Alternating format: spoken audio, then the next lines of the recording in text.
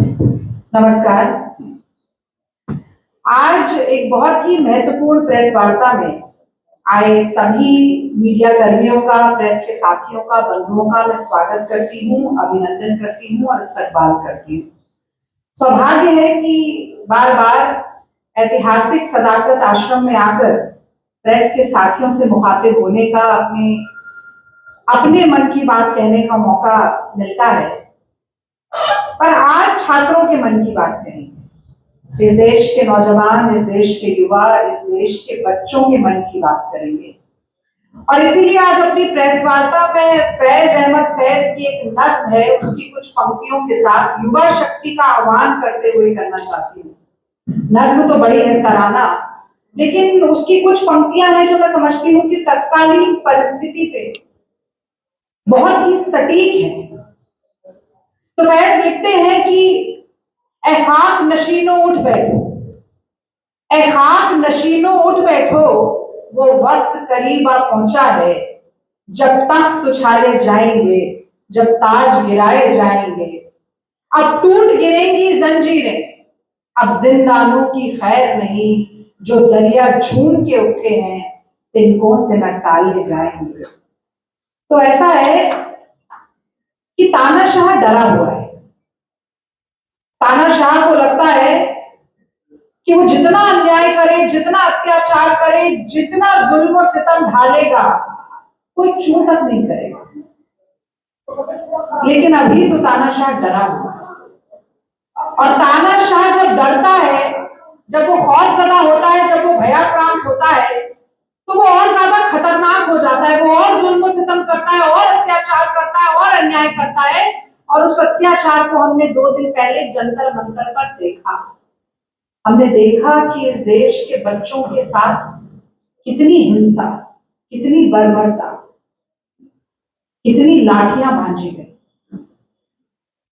हमने देखा कि पुलिस ने कितना अत्याचार किया। हमने देखा 16 साल के, 17 साल के छोटे छोटे बच्चे हाथ जोड़कर पुलिस के आगे बैठकर आंसू बहाते हुए, हमने सब देखा। पर मोदी जी ने शायद नहीं देखा, या देखकर आंखें मूंदी, या मुंह फेर लिया। क्या कहते थे मोदी जी? मैं प्रधान सेवक हूं, मैं चौकीदार हूं। ये प्रधान सेवक और चौकीदार के लक्षण है, या एक बहुत ही हिंसक और क्रूर तानाशाह के लक्षण? और मैं याद दिलाना चाहती हूं, मैं खुद छात्र नेता रही हूं, और आज से नहीं, 25 साल से मैं दिल्ली विश्वविद्यालय छात्र संघ की अध्यक्ष रही।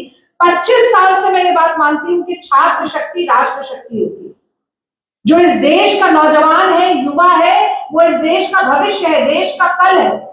और इतिहास के पन्ने पलटिए, इतिहास उठाकर देखिए, जब जब किसी भी देश का नाम स्वर्णिम अक्षरों में विश्व पटल पर लिखा गया, तो उसकी कलम नौजवानों के हाथ में। जब जब किसी देश का नव निर्माण हुआ, तो नींव का पहला पत्थर नौजवानों ने अपने मजबूत कंधों पर ढोया है। और नौजवान चाहे तो क्या नहीं कर सकते, तब तो ताज पलट सकते हैं, हवा का रुख बदल सकते हैं, इनकलाब ला सकते हैं। और मुझे लगता है कि जो इनकलाब आ रहा है, जो सरसराहट हो रही है, जो युवा अपनी शक्ति को, अपनी ताकत को, अपनी ऊर्जा को पहचान कर ये ठान चुके हैं कि उनसे शिक्षा के अधिकार को, रोजगार के अधिकार को, भर्ती के अधिकार को, एक अच्छे जीवन और सुरक्षित भविष्य के अधिकार को छीनने वाली जो सरकार है, जो निकम्मी सरकार है, वो नहीं टिकने दी जाएगी। और हम तो बरसों से नारा लगा रहे हैं कि जो सरकार निकम्मी है, वो सरकार बदलनी है। और आज ये जेन ज़ी का नारा बन चुका है। मुझे लगता है कि छात्र ये समझ चुके हैं कि अत्याचार और हिंसा के खिलाफ, अन्याय के खिलाफ इस गूंगी, बहरी, अंधी सरकार को एक क्रांति करके ही जगाना है। कांग्रेस ने उसे शिक्षा रेवोल्यूशन का नाम दिया है, शिक्षा क्रांति का नाम दिया है। और जब मैं बात करती हूँ और कहती हूँ कि छात्र छात्राओं ने, चाहे वो तियानवे स्क्वायर हो या हमारे देश का स्वतंत्रता संग्राम हो या तमाम बड़े बड़े आंदोलन हमने अपने देश में भी देखे, जब छात्र छात्राएं मन बनाकर निकलते हैं तो सब कुछ बदल जाता है। तो मैं ये भी जानना चाहती हूँ कि उन छात्र छात्राओं की क्या गलती थी जिन्होंने बहुत आशा और विश्वास के साथ संसद की ओर देखा, लोकतंत्र के मंदिर की ओर देखा और सोचा कि हम चलेंगे, हम जंतर मंतर से दिल्ली में संसद की ओर चलेंगे, इस विश्वास के साथ कि मोदी सरकार हमारे मन की बात सुनेगी, हमारी परेशानियों के बारे में चर्चा होगी, इस उम्मीद के साथ कि केवल मोदी जी के मन की बात नहीं थोपी जाएगी। छात्र छात्राओं को जो शिक्षा व्यवस्था से समस्या है, जो पेपर लीक के कारण समस्या है, जो परीक्षाओं के रद्द होने के कारण समस्या है, उस पर चर्चा हुई, लेकिन संवाद नहीं मिला। मोदी जी को संवाद पसंद ही नहीं है, मोदी जी को विवाद पसंद है, क्योंकि जितना विवाद होता है उतना वोट बटोरने में उनको आसानी होती है। तो वो चाह रहे थे कि संवाद हो, पर उन्हें मिला क्या? पुलिस की लाठी मिली, आंसू गैस के गोले मिले, मां बहन की भद्दी भद्दी गालियां मिली, बहुत सारे दृश्य हमने देखे। एक नौजवान लड़का जा रहा है, एक पुलिस वाला टंगड़ी मार के उसे गिरा देता और फिर उसे पीटता। एक लड़की देखी जो रो रो कर कह रही है कि मुझे पुलिस वाले बोल रहे हैं कि भाग जाओ यहां से, नहीं तो नंगा करके भगाएंगे। एक लड़की का दृश्य देखा, मतलब मैं महिला हूं, मुझे बोलने में शर्म आ रही है, पुलिस वाला उसके प्राइवेट पार्ट्स में यूं डंडा खेल कर उसे भगा रहा था। ये दुनिया का सबसे बड़ा लोकतंत्र है और दुनिया के सबसे बड़े लोकतंत्र की राजधानी की पुलिस है। और जब मैं पुलिस की बात करती हूं तो मैं ये याद दिला दूं कि पुलिस, दिल्ली पुलिस को अचानक से एक दिन सपना नहीं आया कि हम आज कल उठेंगे और जाकर लाठीचार्ज कर देंगे। निर्देश दिया गया उन्हें, कहा गया कि डंडा पैर पर नहीं मारना, सर पर मारना है, सर फोड़ो, हड्डी तोड़ो,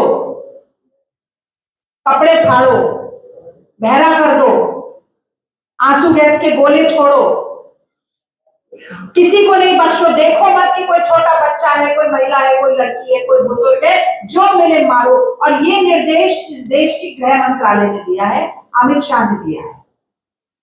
अमित शाह रिपोर्ट करते हैं मोदी को और मिलने आते हैं जेपी नड्डा। कौन है जेपी नड्डा? इस देश के प्रधानमंत्री हैं, भारतीय जनता पार्टी के अध्यक्ष हैं। तो बात शुरू हुई थी धर्मेंद्र प्रधान के इस्तीफे से, और वो इस्तीफा तो दिला के रहेंगे हम। जो आदमी इस देश की शिक्षा व्यवस्था को बर्बाद करने के लिए जिम्मेदार है, जिसकी नाक के नीचे पिछले 12 साल में 152 पेपर लीक हो गए, 7.5 करोड़ नौजवानों के, छात्र छात्राओं का भविष्य जो है वो अंधकार में चला गया। 4-5 साल से लगातार नीट का पेपर लीक हो रहा है। इस साल 22 लाख बच्चों को दोबारा पेपर देना पड़ा, जिसमें से 2.5 लाख, 2,70,000, 2.5 भी नहीं, दोबारा नीट की परीक्षा देने पहुंचे ही नहीं। उस व्यक्ति का नाम धर्मेंद्र प्रधान है और उसका इस्तीफा तो लेके रहेंगे, पर ये बात अब धर्मेंद्र प्रधान के इस्तीफे तक रोकने वाली नहीं है, ऐसा राहुल गांधी जी ने कहा। और वो मैंने बताया क्यों। मोदी जी को भी जवाब देना पड़ेगा इस बर्बरता के लिए। कटघरे में भी खड़ा किया जाएगा, सवालिया निशान भी डाले जाएंगे। प्रियंका गांधी जी ने बड़ी अच्छी बात कही। उनसे जब ये लाठीचार्ज हुआ तो उनसे पूछा कि आप इस पर क्या कहना चाहती हैं, तो उन्होंने कहा ये देश के बच्चे हैं, ये हमारे बच्चे हैं, ये किसी का भी बच्चा हो सकता था उस प्रदर्शन में, क्यों आप मार रहे हैं अपने बच्चों को? और ये इनके बच्चे नहीं है ना।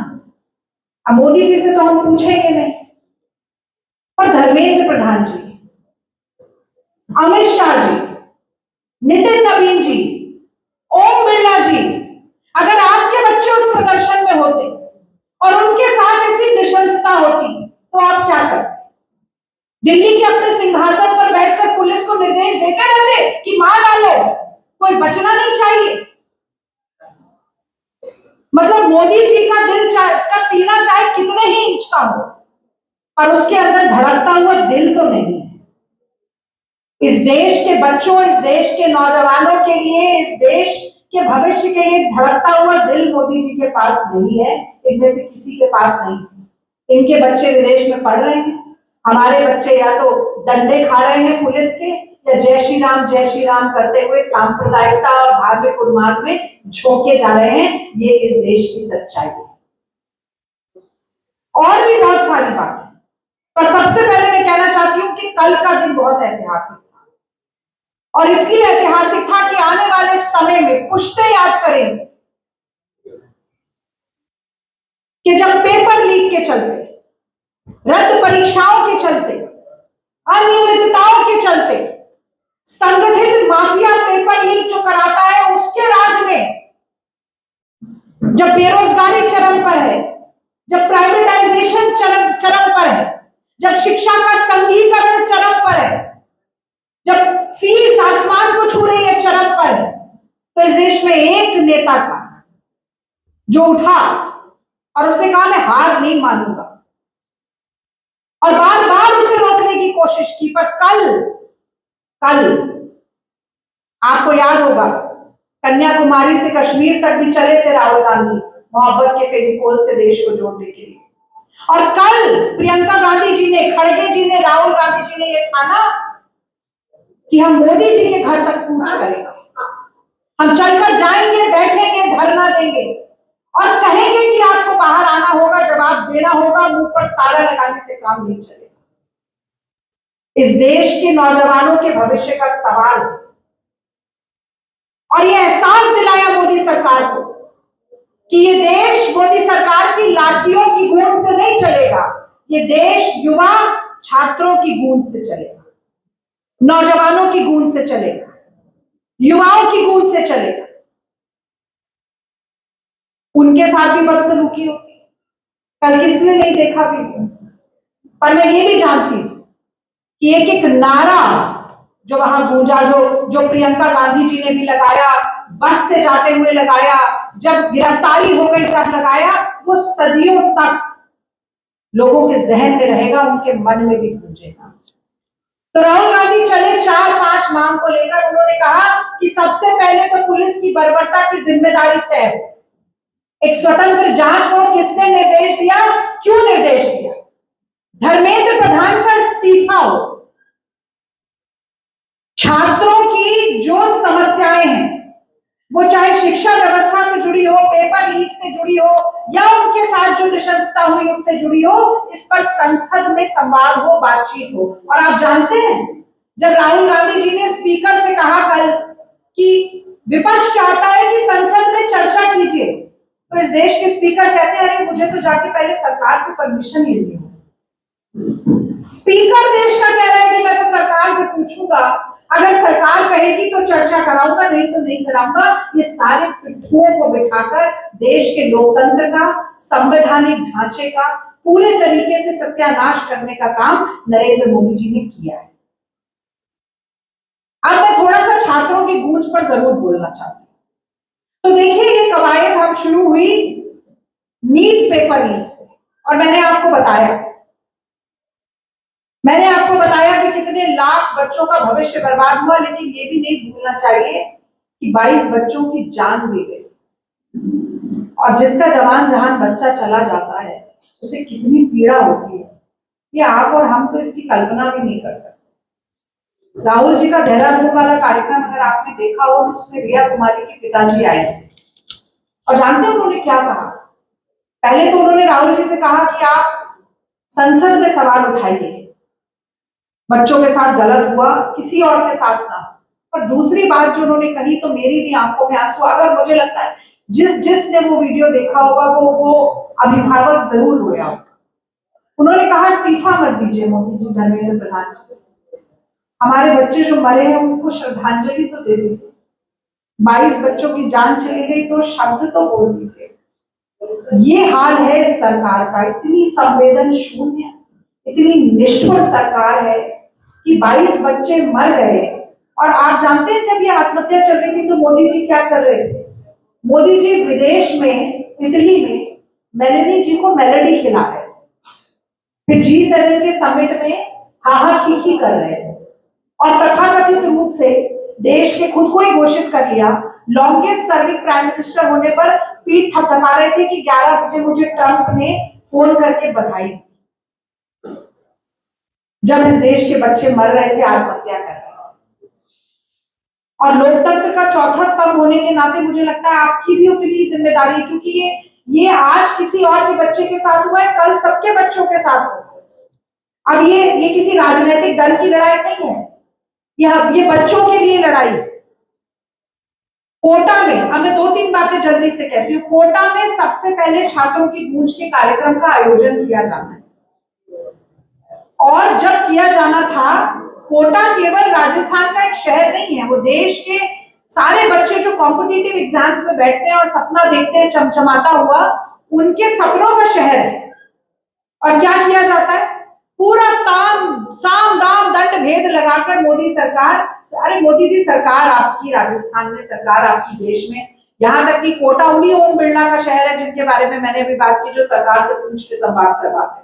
उसके बावजूद भी इतना डर लगा मोदी जी को कि कार्यक्रम सफल ना हो जाए, सारे होर्डिंग उतरवाए, सारे पीजी, हॉस्टल, जितने गेस्ट हाउसेस थे, कोचिंग सेंटर्स थे, सब जगह डराने धमकाने का काम शुरू हुआ। उसके बावजूद कोटा के कार्यक्रम को अपार सफलता मिली, क्योंकि इस देश का नौजवान राहुल गांधी जी की तरह बहुत उम्मीद और भरोसे से देखता है। फिर देहरादून का कार्यक्रम होना था, फिर वही शुरू हो गया, फिर वही डबल इंजन की डबल फेलियर सरकार। तो क्या किया हमने, एक मैदान लिया, उसके लिए हमने अनुमति ली, 1,77,000 रुपए जमा किए और ऐन एक रात पहले उसकी अनुमति रद्द कर दी।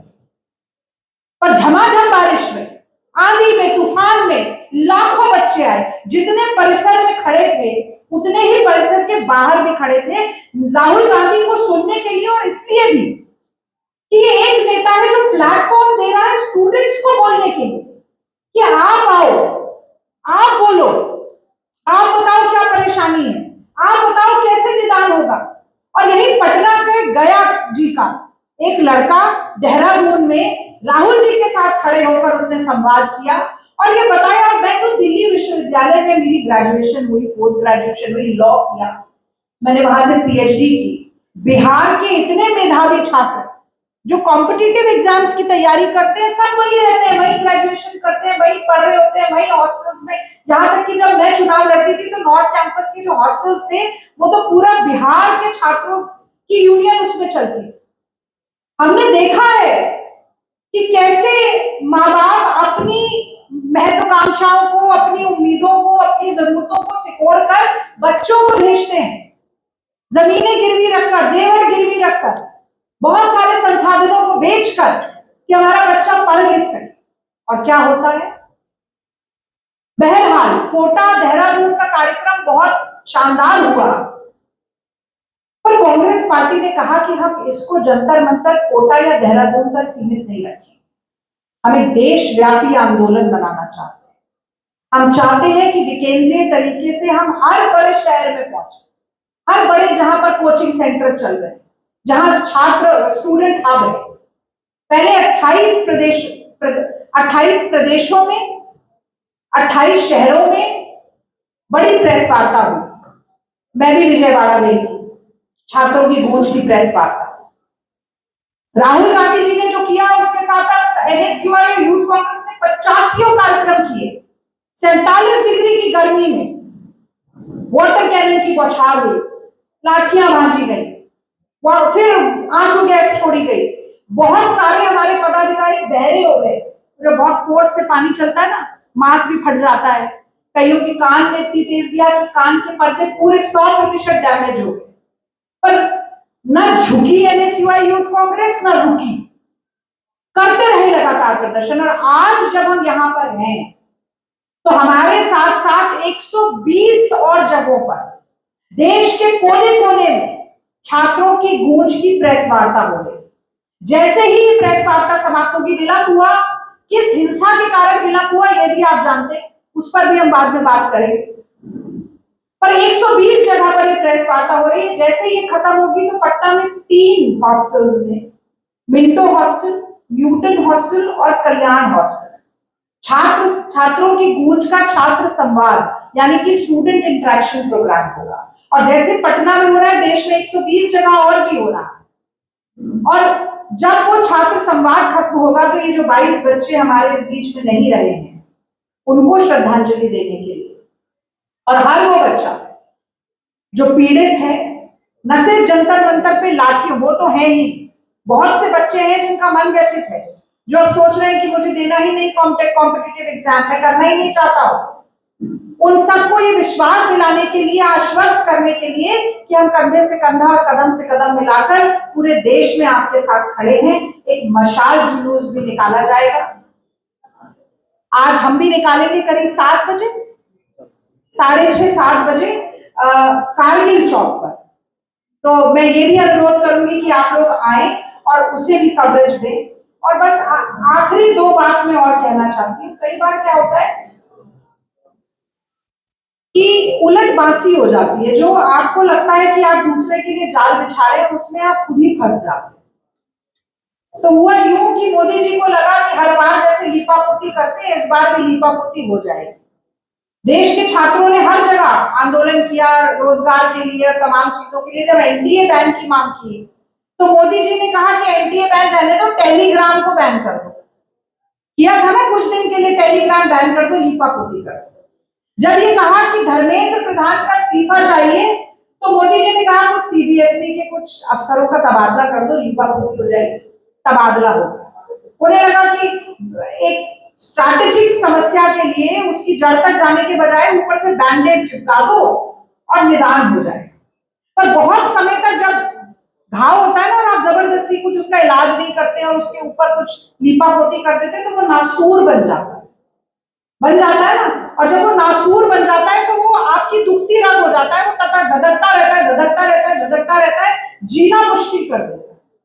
और मैं समझती हूँ कि ये यही सब कुछ हो रहा है। और अंतिम सवाल पूछकर मैं अपनी वाणी को विराम दूंगी। राहुल गांधी जी ने देश के नेता प्रतिपक्ष होने की जिम्मेदारी को निभाया। प्रियंका गांधी जी ने इस देश के सबसे लोकप्रिय सांसदों में से एक, सबसे मुखर प्रखर नेता होने की जिम्मेदारी को निभाया। खड़गे जी ने कांग्रेस के राष्ट्रीय अध्यक्ष होने के नाते कल भी वो वहां पर खड़े थे, पूरे समय विरोध प्रदर्शन किया, सबने अपनी जिम्मेदारी को निभाया, छात्रों के हक और हुकूक की आवाज को बुलंद किया, उनके अधिकारों की आवाज को बुलंद किया। एनएसयूआई यूथ कांग्रेस ने काम किया, हम सब कर रहे हैं। धर्मेंद्र प्रधान ने इस पूरे प्रकरण में मुंह छुपाने के अलावा क्या किया? नरेंद्र मोदी ने इस पूरे प्रकरण में मुंह पर ताला लगाने, दही जमाने के अलावा क्या किया? और पूछती हूँ, विद्यार्थी पर अखिल भारतीय विद्यार्थी परिषद और भारतीय जनता पार्टी के युवा मोर्चा ने क्या किया? इस देश का छात्र मर रहा है, कुचला जा रहा है, रौंदा जा रहा है, सर फोड़ा जा रहा है। ये दोनों संगठन जो आ जाते हैं वोट मांगने के लिए चुनावों में, क्या किया छात्र समुदाय के लिए? और कुछ नहीं किया तो कम से कम एक चुल्लू में थोड़ा सा पानी लाकर अब अपनी नाक डुबो लेना अगली बार छात्र संघ के चुनाव में वोट मांगने आने से पहले। और अगली बार विधानसभा, यहां तो चल भी रहा है, बांकीपुर में चुनाव चल रहा है और ये सारे बच्चे, हो सकता है आज 16-17 साल के हो, ये फर्स्ट टाइम वोटर है अगले चुनाव के। मोदी जी को बहुत गर्दन अकड़ी रहती कि फर्स्ट टाइम वोटर ने मुझे जिताया है, फर्स्ट टाइम वोटर ने मुझे जिताया। सारे फर्स्ट टाइम वोटर है मोदी जी। और मुझे लगता है कि आपका झोला उठाकर चलने का समय अब आ गया है। परीक्षा पे चर्चा करते हैं ना, परीक्षा पे चर्चा, पेपर लीक पे चर्चा की जाए, परीक्षा पे चर्चा करने की जरूरत नहीं है। आप तो खुद ही एंटायर पॉलिटिकल साइंस डिग्री धारक है, आपकी डिग्री का कुछ पता नहीं, आप क्या परीक्षा करवाएंगे और चर्चा करेंगे। मुझे बस ये जरूर लगता है कि जब मोदी जी ने कहा था कि ना खाऊंगा ना खाने दूंगा, तो असल में उन्हें कहना चाहिए था ना पढ़ा हूं ना पढ़ने दूंगा, ना डिग्री लिया हूं ना लेने दूंगा, ना नौकरी किया हूं ना करने दूंगा। और एक आखिरी वीडियो की बात करके मैं खत्म करती हूँ, जो लंबा हो गया बहुत, ये इसको लेकर मैं बहुत भावुक थी। एक लड़की का मैंने वीडियो देखा, वो यूपीएससी की तैयारी कर रही थी, पीटीआई का था शायद मेरे ख्याल से। तो पूछा उन्होंने कि आप क्या कहना चाहती हो? तो उसने कहा कि मैं तो सिर्फ पुलिस वालों को देख रही हूँ, मैं यूपीएससी की तैयारी कर रही थी पर अब मेरा मन नहीं कर रहा है करने का। किस कैसा धर्म और ईमान बेचकर बैठे हैं ये लोग, ये तो हमारे लिए होते हैं ना। और ये सिर्फ पुलिस के लिए टिप्पणी नहीं है, ये सरकार के लिए भी, ये तो हमारे लिए होते हैं ना। और ये हमारे साथ कैसा कर रहे हैं ये देख के मेरा कुछ करने का मन नहीं कर रहा। तो मुझे पाश की एक कविता याद आती है। वो कहते हैं कि मेहनत की लूट सबसे खतरनाक नहीं होती, लालच की मुट्ठी सबसे खतरनाक नहीं होती, पुलिस की मार सबसे खतरनाक नहीं होती, सबसे खतरनाक होता है मुर्दा शांति का भर जाना, तड़प का ना होना, सब कुछ सहते जाना, सुबह निकलना काम पे और बस घर काम से वापस आना। सबसे खतरनाक होता है हमारे सपनों का मर जाना। तो मोदी जी ने सपना दिखाया 2 करोड़ रोजगार का, और फिर कहा कि नाली की गैस से पकौड़े करो। और अब इतने पेपर लीक, इतनी परीक्षा रद्द, इतना कुचक्र चलता जा रहा है, चलता जा रहा है। अब तो किसी लायक इस देश के नौजवान को नहीं छोड़ा है मोदी जी ने। पर मैं ये भी कहती हूँ, every action has an equal and opposite reaction. Congress शांति चाहती, अराजकता नहीं चाहती, हिंसा नहीं चाहती, लेकिन अन्याय सहने वाला भी गांधी जी ने कहा था कि अन्याय का भागीदार होता है। तो राहुल गांधी के रहते, प्रियंका गांधी के रहते, कांग्रेस का हर संघर्ष का साथी कांग्रेस के राहुल गांधी के बब्बर शेरों के रहते, नौजवानों के साथ ये अन्याय हम नहीं होने देंगे। छात्रों की गूंज पूरे देश में हुंकार भरेगी, न्याय दिलाएंगे। और हमारी 4-5 मांगे हैं, बट जिनके बारे में मैं कहना चाहती हूँ। सबसे पहले धर्मेंद्र प्रधान का तत्काल प्रभाव से इस्तीफा, छात्रों पर जो पुलिस की कार्रवाई हुई है, नृशंसतापूर्ण, निष्ठुरतापूर्ण कार्रवाई हुई है, उस पर गृह मंत्रालय की जवाबदेही, परीक्षा शिक्षा व्यवस्था पर पेपर लीक पर संसद में व्यापक चर्चा, अच्छी तरह से संवाद हो, सबको बोलने का मौका मिले, हर पक्ष की बात को सुना जाए। पुलिस ने जो लाठीचार्ज किया, बहुत सारे लोग थे जो कि सिविल ड्रेस में थे, वो पता भी नहीं कौन था, मारे जा रहे थे बच्चों को।